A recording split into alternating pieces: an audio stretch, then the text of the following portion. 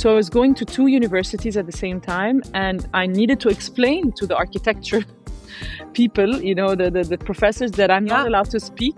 I'm guessing your family are still in Egypt. You're alone in how did you didn't speak on the phone? No, I was texting. A lot of people don't think of it that way. They say, but what brings architecture and numbers and mathematics to you, to art? It has nothing to do with mathematics. And I was a proof of that because I was not good in maths anyway. So I could have even done it because my maths really sucks. Exactly. What I get is a lot of nice messages from very young people in Egypt or in France. Really? Like young, like 13, like pre-teens, not even teenagers. What do they say? That they really love what I'm doing and that they want to know more about opera. This episode is brought to you by EFG Hermes One, your one app for investing in more than 35 stock markets worldwide. Hi, I'm Malak Fouad. Welcome to What I Did Next from A&T Media. I sit down with a new guest each month and we unpack their lives' most pivotal moments. My guest today is opera singer Farah Eddebani.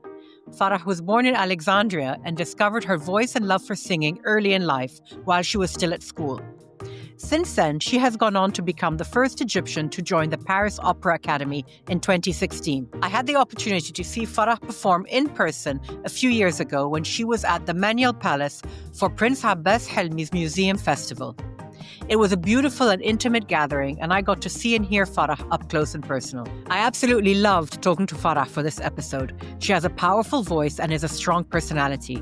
She's dedicated and disciplined as only a performance singer or athlete can be. In 2022, Farah performed at two key events worldwide, the FIFA World Cup final match in Qatar between France and Argentina. A few months before that, she performed La Marseillaise alone on stage as part of the re-election celebrations of President Emmanuel Macron.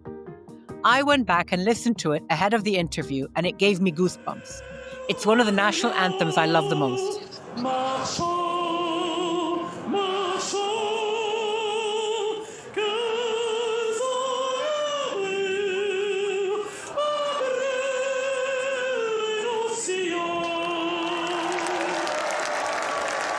They were both very last minute, like a couple of days before last minute. And not just like, Wow. The Macron thing extreme. was a day before. The Macron thing was Wow. exactly a day before because they didn't know if he's going to win or not. So it was... Of course. And the FIFA thing in Qatar, it was actually exactly 2 or 3 days before. Both of them were, for me, a bit of life-changing moments because they kind of put me on a different... How can I say that? But for me, they were like historical moments, things that will be always, part of history. And you're embedded in those events. Absolutely. Yes, because there was no foreign opera singer that ever sang the Marseillaise at the re-election of a French president in France. This is something that just never happened in history before. And I think never happened in another country's history as well. But it was a very challenging moment. I had to sing with all of the people, singing along, making me... Well, you sang a cappella. You had no music behind you, right? With Macron, yes. At his re-election, yes. That was very difficult. People and started... nerve-wracking. Yeah. It was so, and I couldn't make a mistake. It was the first time I ever sang the Marseillaise in my life. Oh my God, Farah! Wow! Really, I never sang it before. I never had to. Check. You know what? Wow! In front of a live audience. Yeah, millions, and the president, and exactly. It's no. It was. That's super impressive. Yeah. I don't know. And the FIFA was another level of experience because I was singing in front of 85,000 people in the stadium, singing along with me, plus the billions watching on TV. And it was, and choosing me for that also, again, a foreigner to sing the French national anthem. It was just a huge responsibility. Huge weight on me. And you've received awards, and as you've gone along, you've had the Chevalier de l'Ordre des Arts et de la Culture. De Lettres. Ouais. De Lettres. Yeah. What does that mean for you? I mean, that's obviously, at such a young age to be receiving this. Most people receive that at the end of their careers, Yeah, that's impressive. Yeah. I'm very happy about that, this recognition. I'm always amazed when I talk to people who are creative and have an ingrained talent and a talent that is it's not something that they're taught. It just comes from within. I'm always in awe of people like that, and I'm always curious as to how you carry that. It's a responsibility. It's something you have to nurture and protect, and all of those things. But how did you first become interested in opera, in singing? I suppose you became interested in singing before opera itself. Yes. Well, my parents were very keen on making us, me and my siblings, to have like kind of a classical music basic education. Like I used to have piano lessons uh long before that, like at a very young age, and also ballet. I used to dance ballet. So it was part of the education, or part of the upbringing that I had. Also, on top of that, I went to the German school in Alexandria, DSB. So there, music as a subject was very important. And there was the choir. So I've been singing in also already as a soloist at the school, with the school, in all kinds of school concerts, events, and so on, before I started opera. But I never actually decided or knew that I wanted to be a singer. Like that was not something clear to me. But even at that young age, Farah, did you feel that you were different to the others in your choir, in your peer group? Did your teachers notice something from a very early age? Yes, yes. They noticed the quality of the voice. They Mm. did notice that the musicality and the quality of the voice, that was kind of there. It's something that you're born with, or it just Yeah. it could be nurtured, but not, then it's limited, you know. So it was there already, and they've noticed. That's why I was already singing as a soloist at a very young age, before 14. And at that point, Farah, were you dedicating extra time to it, or were you having a regular childhood like everyone else, doing sport? I was very sportive. I was very athletic like professionally. I was playing tennis professionally, tournaments, all of that, and then basketball, and so actually I was more into sports, investing Hmm. time in sports, and music was kind of a hobby, something on the side. The concerts, the singing was kind of also on the side, something that I do at school. It's a school activity at the end of the day. But actually, at the age of 14, when a certain music teacher, German music teacher, came to Egypt, he was taking the post of our musical teacher. He is the one who actually made me direct myself more to singing and taking it more professionally, because he was very into classical music, and he saw that my voice had potential for opera.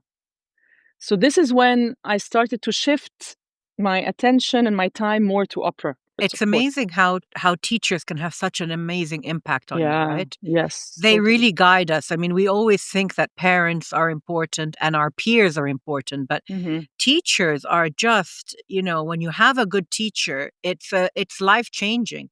And when you have a bad teacher, it's life changing too. Also, It's like my amazing. math teacher, I don't know.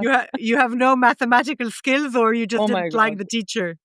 I don't know, but I think the teacher just couldn't explain it right. I hate math, and I don't. I know a lot of people find math easy and nice, but I cannot just. Yeah, it's very hard for me too.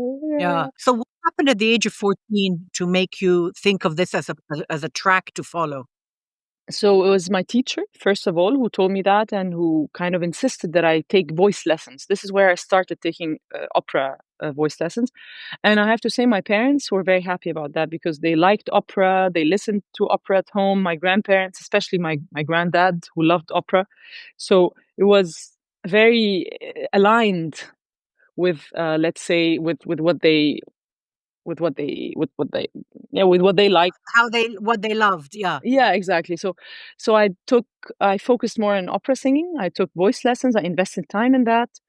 I started to participate in master classes with German opera singers, teachers.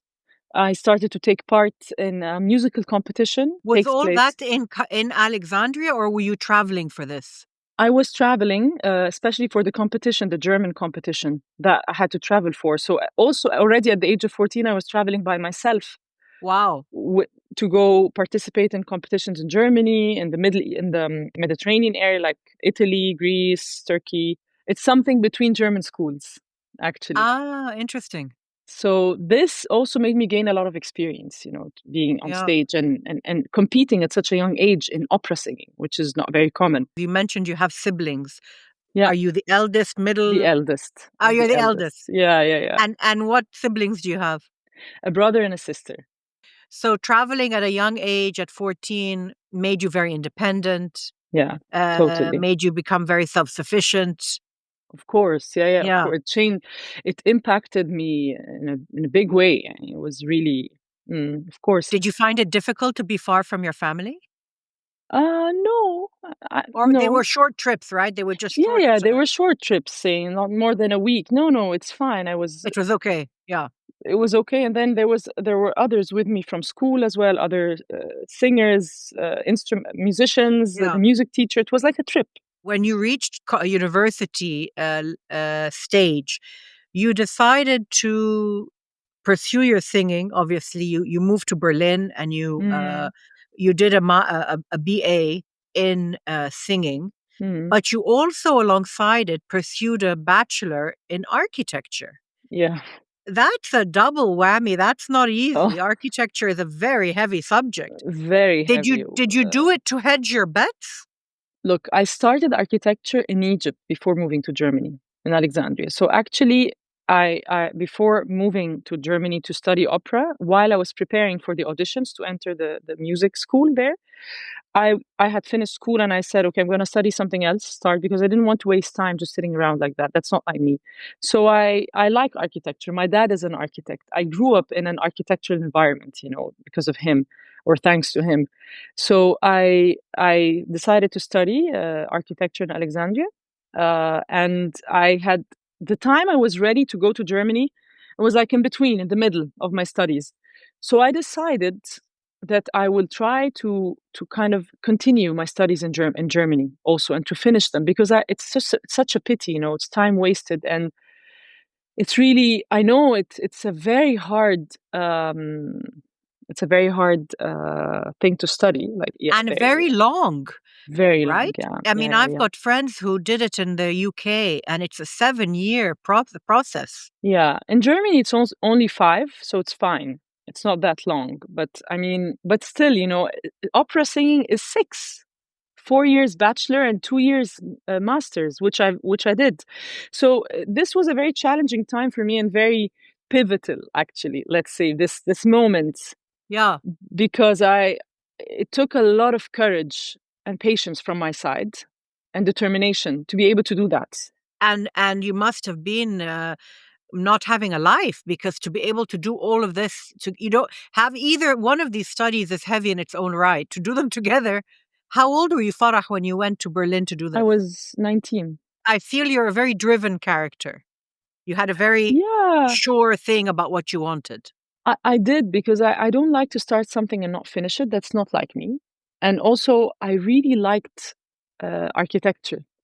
I enjoyed it. So I was like, okay, I try, that's what I told myself. I'm going to try with the process of accrediting everything I did in Egypt and see if I could just continue, not start all over again. If it Yeah. works out, then it's perfect. And it took some time for me to finish this process, and it happened. I was able to And it accredit happened. That's everything. amazing. Yeah, So that's I thought amazing. I was like, okay, it's that's a sign, and I have to say my parents were also encouraging me, giving me a lot of support in that sense. And whenever I fell down and feeling like, okay, I'm going to quit, they were like, but look how far you've come. And was there a part of that was because they wanted you to have something to fall back on? I think yes, because at that time nobody knew. Like, did you ever hear of an opera singer studying abroad or an Egyptian opera singer making any something special? It's very rare, very rare. It never really happened on an international level, let's say. Are you the same age as Fatma Saeed? Are you No, compatriots? Fatma is 1 year younger or half year younger than me. But Okay. we were both studying together opera in Berlin. We were Not just same. that. And she was German school too, so you were Yeah, on a but similar track. we know each other from school times. She was German because we both did the competitions, all of that in Yes, Germany. So I thought you might. She was a exactly. guest on my show a long time ago. Yeah. Yeah. What is it about architecture that you love? I mean, I think, when you're committed to something like that and balancing these two elements of your studies, what was spurring you on? It's not just to get the degree because you started, No. so you want to finish. What is it about architecture that you love? And what areas do you have a period in mind that you just think, oh, that, wow, I would have loved to live in this world where this was, Mm. the type of buildings around me? Architecture for me is the mother of all arts. Really? That's what I've felt. And that's actually that's not me who said that, Oh, by the way. It's something known. That's what I consider it as well. That's what I felt of it. It's a combination of arts and humanity, and at the same time engineering and structure, and it's just a combination of life. I never thought of it that way, but I see I that. I know. see what you're saying. Yeah. Yeah, I know. A lot of people don't think of it that way. They Yeah. say, but what brings architecture and numbers and mathematics to you, to art? It has nothing to do with mathematics. And I was a proof of that because I was not good in maths anyway. So So I could have even done it because my maths really sucks. exactly. Yeah. It's something, it's like combining humanity, psychology, all that is with combined to people, and life and art and vision. It's a lot of things together, and actually now I see how much it has impacted my artistic identity. How interesting. How? Explain. I mean, I get this a lot from people that I work with in music. I see that they see how they even ask me, "Are you an engineer or an architect? Are you?" Because I have this way of structuring my work, my concerts, my repertoire, the things that I sing. I have a way of constructing a concept for everything that I do. So you're very organizational in your way of thinking and It's not very that. structured. It's like building something from the base and going like, Yeah. you know, so before starting the foundation, you need to have something before that. You need to have a vision that turns into a concept. This concept, you need to try out many ways kind of to make it happen or to, so it's a process until you start the foundation and then it goes and then it's there. So this is what I've been doing in my work, I think, and that's that I didn't notice that before. I just realized it with time. But this is what happens with time. You look back on earlier experiences and realize that they are helping you and that you're drawing on those experiences without even realizing it, you know? Exactly. And then another Yeah. thing, architecture gives you a sense of space. Yeah. So I always have a sense of space, of movement in the space, of the way the space is set, the setup of a place. So when I'm doing a role, an opera role, and which requires acting, and you are in a space, you're on stage with a stage design, stage setup, other singers, and a lot of aspects together. It helped me a lot to kind of um, create my own direction. How I was directing my own acting and my own movements on stage and interaction with other singers. Do you get involved then in the choreography itself? Do you like to get involved in that? Are you allowed? I mean, I'm sure you're allowed to, but you enjoy that element of it. Of course, I always have suggestions and ideas that I give to the director or the choreographer. Yeah. So I always have an idea because I have a feeling of the distance. I have a feeling how I should be interacting with my with other singer, or where I should be moving or standing on stage. So I always have ideas. You didn't get back to my question about Second one, which yeah. architectural style do you most identify with? Well, I would go very like way back. Like I love the Haussmannien, like the Yeah. Parisian Yes. Haussmann. Yeah, this era. I love this era. I would love to be living in this architecture. That's why I love Paris. And we're lucky in Egypt to have, Yeah, the mini version of that in of that in the Alexandria and center. Cairo. Yeah. Yeah. Exactly. This is where I feel comfortable the most. And I think that's why I like Paris, because I feel very nostalgic about it. And this is the way I feel also in Egypt. Especially in Alexandria, I always feel very nostalgic. My father is from Alexandria, was from Alexandria. Yeah. And there is an inbuilt nostalgia, I think, for every Yes. Egyptian, but Yes. specifically for people from Alexandria. I Totally. think there's something so special about being from Alexandria, you know? Yes, you Much more grow up than with Cairo this. even. Yeah, Yeah, very I much get this so. a lot, and I feel it. You grow up with a certain nostalgic feeling embedded in you. You Yeah. don't. Yeah. I think there's such a richness to it because Mm, as a city, you know, there are so many layers to it, so many cultures were part mm, of its fabric, and you still feel it. It's incredible. you The do. language, the city, the food, the layout of the city, Mm, everything. It's all there. It's it's amazing. still there. It's because of the sea.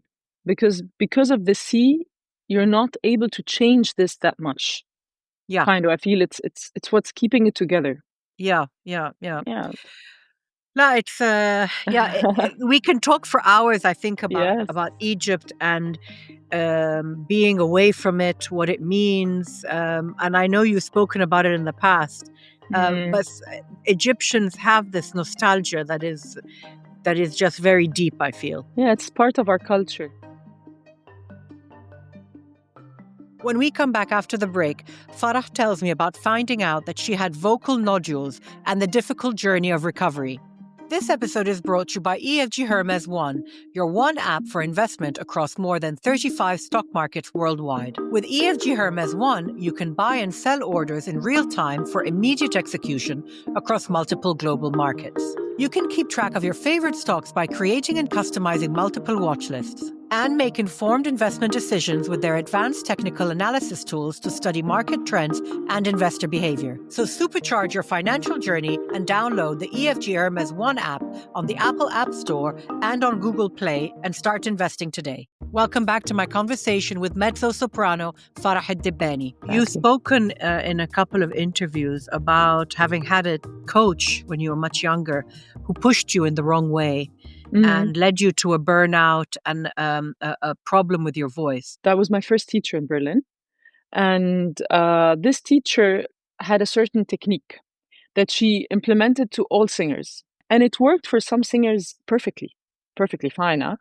But then after after 2 years, maybe the first 2 years, I think, yeah, I started feeling like my voice is not actually working as it should be, and I felt tired physically, mentally. I felt like I'm not getting there where I'm supposed to be, and there's something pulling me back. And then that's where I realized, okay, my voice is getting tired much more often. And I told my teacher, and she's the one actually who told me, let's go to a doctor, voice doctor, and check. And we found out that I had nodules, vocal nodules, which are an indication of being pushed to a certain technique that doesn't fit my voice. It's a stress on the vocal cords. Exactly. She was Yeah. trying to fit my voice into something. And this was a very important moment of my life, I have to say. And at this point, how old were you? Maybe 21 or 22, something like that. And stress on the voice has nothing to do with age. It can hit at any point. You're just No, yeah, being yeah, taught yeah. incorrectly, right? Of course, actually, you're not supposed to have it at such a young age. This means that you're using a very wrong technique. Yeah. So it was at that moment, it was pivotal because I consulted several doctors, voice doctors, and one of them was like, you have to operate.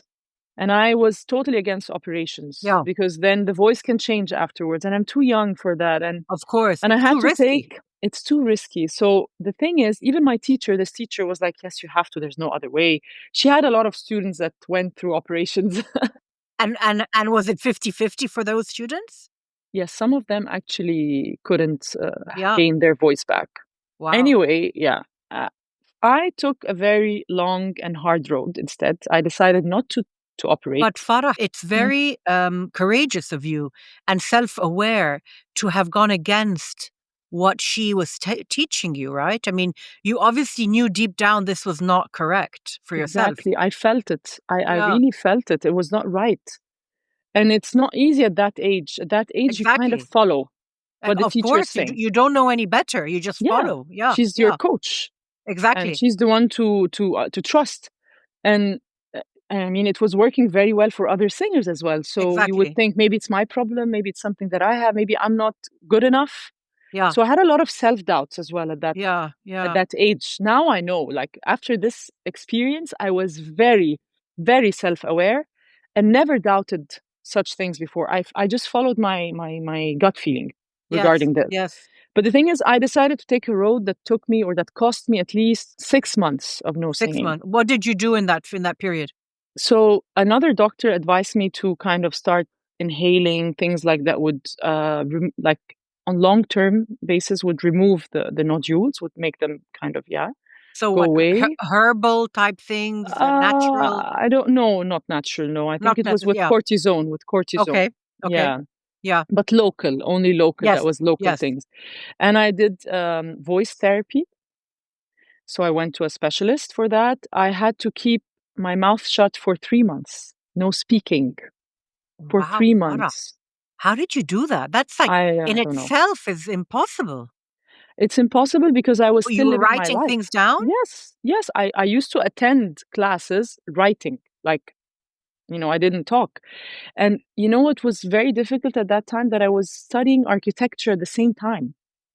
So I was going to two universities at the same time, and I needed to explain to the architecture people, the professors, that I'm not Yeah. allowed to speak, that I'll be there, but any Well, presentation or also anything, I'm guessing your family are still in Egypt. You're alone yeah. in how did you didn't speak on the phone?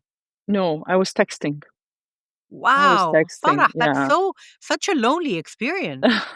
Yes, it was very, And very isolated. It's hard, like you're in very your own isolated. world. Yeah. Yes, Very yes. difficult. And at It that age, that takes a lot of strength to get through that. Yeah, yeah, that's what I was saying. It was really Yeah. a hard experience that I don't it was really hard, but what was good about it is that everyone around me understood, had an understanding. So the architecture professors were very understanding. When I first did both at the same time, when I started, both universities were sure that I will not be able to pull it through. They were 100% sure. And did they think that the other thing would drop and that you'd stay with them? Of course, because it happened a lot. Yeah, of course. A lot of singers, I saw a lot of singers were studying medicine and law, and then they just quit singing and continue with medicine and Yeah, law. yeah, yeah. So just They went for the safe bet, right? Yeah. yes. So the architecture professors were like, yeah, she's not gonna make it, and she's gonna. And I was good also at university. I was actually a good You were student. So studious. Yeah, yeah. exactly. So and the singing, the singers, they were like, she's gonna quit singing and go to architecture definitely, especially with this vocal problem that now that she Yeah, has yeah, now. So yeah, it yeah, was yeah, yeah. I had to convince them that I'm gonna be able to manage my time and run through like run back and forth, and that I'll be able to make it happen because nobody ever made it happen unless they're studying something theoretical, like something that just needs, I don't know, maybe like something Not a that big doesn't commitment. yes, Not a big yes. commitment. Architecture requires attendance. Tell me a little bit of the things you learned about yourself during that 3 months or the 3 months you weren't speaking. I mean, what did you learn about yourself in terms of your resilience, your ability to pull through? These are things you learn that will take you for the rest of your life. I'm assuming one of the things is you've learned to say no if it doesn't suit you. Oh yes, I've learned to listen to my gut feeling. Yeah, exactly. Definitely. Yeah. I've learned that I need to always search for my uniqueness and individuality and never follow like a sheep, like Yeah. every Yeah. yeah. Yeah. I've learned that not every coach, because he's a coach or she's a coach, they know what's right. Yeah. So I've met later on in my life so many coaches that I start one coaching with them and I know not for me. It They won't don't work. Yeah. understand. They don't understand my voice. They don't understand me. It's not their fault, but it's just like that. I've also learned that to be patient with so many things, Yeah. And patient with oneself, of with course. myself exactly. Yeah. And I've learned that anything is possible if you really want it. If you really, really, I learned that there's no, that there's, I don't want to say there's no impossible because that's so cliche, like, but I don't take a no But for there an is a answer. solution to things. You can find a way to get to what you want. Exactly. And I don't take no as an answer. Yes, yes. That's what I mean. So I Yeah. need, and even if everyone against me, everyone around me is against me and thinks that it's not gonna happen, that doesn't mean that they're right. It's still me who decides because it has to do with me. Yeah. You know, I always found you to be a very mature presence on stage. Mm, And a very poised presence. mm, It never felt like I was watching a young, no, and I don't mean this in a bad way. I mean it yeah. in the right way. I felt like I Mhm. was watching someone in command of themselves always and very sure Mm, of themselves. And mm. it's probably stemming from that period where you must have matured in the space of those few months so much, Yeah, right? yeah. Totally, you're right. Because of that, I was a lot of before that, sorry, I was in Yeah, a lot of self-doubt. I was of not always course. that confident, even if I showed it. I was always doubting and always asking my coaches and making sure, is this right? Am I doing the right thing? You know, I was a very good student. Always wanted to be a good student, but that's not a good thing. Being a good, Yeah, always wanting to be a good yeah. student. It's about you. It's not about the coach. How do you relax? What do you do to relax? I go to the beach. Okay. I mean, I cannot do this I do this only once a year in Egypt, Sahel يعني. I Yeah, go to yeah, my favorite spots, in yeah, Sahel. yeah, I yeah, grew up with Sahel, as Alexandrians, we used to go to Sidi Abd Rahman. I bet Cairo people like you too, but I mean, yeah. for us, it was like essential It's going to super close Montaza and so close. and Yeah, so yeah, close. yeah. So for me, the only moment where I really relax is when I'm sitting by the beach in Sahel. I'm spending like the summer there, and that's the moment where I just take a You break, unwind completely. Yeah. unwind. Otherwise, I don't really unwind that much. Do you do sport? Do you do something to Yeah, I maintain do your tennis. I play mental? tennis. I Oh, you still still play do? tennis. Oh, Yeah, I good. still practice. Yeah, with my Good trainer for and everything. Yeah, you. yeah, yeah. I Good love for it. you. That's yeah, yeah, yeah. I'm So that's like a regular weekly thing, a few times a week not that you do weekly that? because with the traveling I cannot have a Yeah, regular weekly yeah. thing. So I whenever I have time, like a big chunk of time, I do that. For me, work is sometimes unwinding. It's nice. Sometimes. Some things that I do for work is also like moments where I just relax and enjoy.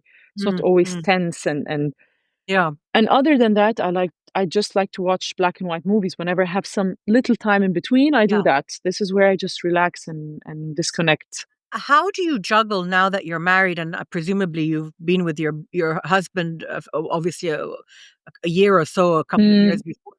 How do you manage all the travel? I mean, how do you, there are moments when you're away from home for a considerable period of yeah, time. How of do you course. manage that? That must be very hard Yeah, we're still I mean, we just got figuring married, it so out. we're Yeah, still getting used to it, but I think I mean, he knows from the start that this is my lifestyle and this is how it is.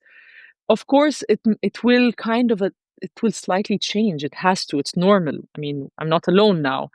But I yeah, mean, that's part of who I am and it's part of my sure. career and career always comes first. This is what I learned. Of course, family comes first and then career, I know, but I Yeah, mean, yeah. And are so you, we'll see. to ask you an extremely personal question, feel free not to answer. If Okay. you start a family, how Yeah. will all of that impact your work? Or will you take it one day at a time? I'll take it one day at a time because I mean, I'm not the first opera singer that would, start a family. There's so many that did. It's just that Sure. you take some time break. I think it depends, and there's no rule. Every singer has another body Yeah. and can work it in a different way. So Right. I don't know. I mean, I don't like to feel like I'm not doing something. So probably I'll find something to be doing if I have time. You are a wonderful ambassador for Egypt.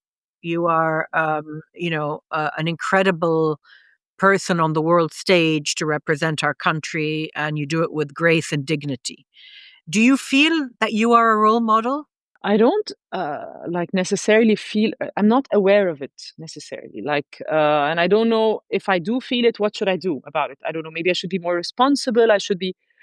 Although sometimes but that's my personality. I'm very self-conscious. I'm focusing on what impact I'll be doing. How do I look? What image do I want to give? And I think this is part of feeling like I'm a role model, not but in an indirect way. Well, you're conscious of what you're putting out into the public, right? Yeah, but Yeah, that's me. yeah. It's not because I feel like I'm a role model. It's just because I've been always like that. I've been always Yeah, conscious about what am I giving? Like, I need to know that people, how would they perceive that? yeah, yeah, So, yeah. and it's sometimes tiring because I feel like I need to think about everything. But yeah, so I don't know, but what I get is a lot of nice messages from very young people, like young, like 13, like pre-teens, Yeah, not even yeah. teenagers, and And what teenagers. do they say? That they really love what I'm doing, and that they want to know more about opera, and that they, because of me or thanks to me, they discovered this, and that I don't know, a lot of things. Some people just like my style, the way I'm That's so presenting. fulfilling, Farah. How So amazing to get that that's type of what I feedback. like. That's what I love. And I did my first master class, singing master class, last September at the AUC. It was just amazing because I had from the age of 12 until 50. I had all of that, like all kinds of singers, professionals, amateurs, beginners, people who just started singing at a late stage. So it was so fulfilling to me to see Yeah, yeah. how people, and it was not necessarily about opera. They just wanted to use their voice, to be able to express themselves. I saw you, I think it was maybe 2 or 3 years ago. You had performed at Manial for Ah, Abbas Helmi's yeah, yes, festival. museum festival. It Yes, was of so course. lovely because it was at Manial Palace in the garden, of course, and it Yeah, was an intimate gathering. It wasn't huge. So exactly. we all felt we were so close to the stage. It was just lovely. I loved this experience. It was such a lovely one. I love when I'm close to the audience as well. Big things are nice as well, but the small ones are very impactful, both in both directions. So, Farah, I'm going to end with Mm-hmm. what I call the lightning round. So, I'm going to throw out some things at you. Don't overthink it. Just say what Uh-huh. comes to mind. It's Okay. just fun. Okay. Uh-huh. You ready? Yes. Okay. Carmen or Dalida? Dalida. Okay. Your dad will be happy. On the road or homebody? On the road. Don't say that to your husband. I know he's gonna listen. Huge audience or intimate performance? Intimate performance. Glamorous gowns or sweatpants? Glamorous gowns, of course. If you had to choose another profession, which one would it be? Architecture. Are you a licensed architect? Can you do that if you want I to? can do that. Yes. Yes. Nice. So, but it's too late, I think. No, it's never too late. What's That's your true. favorite activity? Playing tennis, What's your least favorite activity? doing paperwork and governmental, things like that. Like that. Okay, the last 2 points, I'm going to begin the sentence and I want you to end it. Mm-hmm. I have a hard time. Uh, doing unnecessary paperwork and governmental and things, bureaucratical work. Okay. Really do have a hard time doing that. Last question. I get joy from. From being on stage. A true performer's answer. I know. Coming up on part 2 of our conversation, I dig into all things opera with Farah. She tells me about the nuances of being a mezzo-soprano, her famous roles including Carmen and embodying Dalida, and how she prepares for them. Stay tuned for that, coming out next week. Thank you for being with me on What I Did Next. This episode was produced by Chirag Desai. You can watch full video episodes on YouTube and on Spotify, and audio episodes are available on Apple Podcasts and other podcast platforms. See you again next week.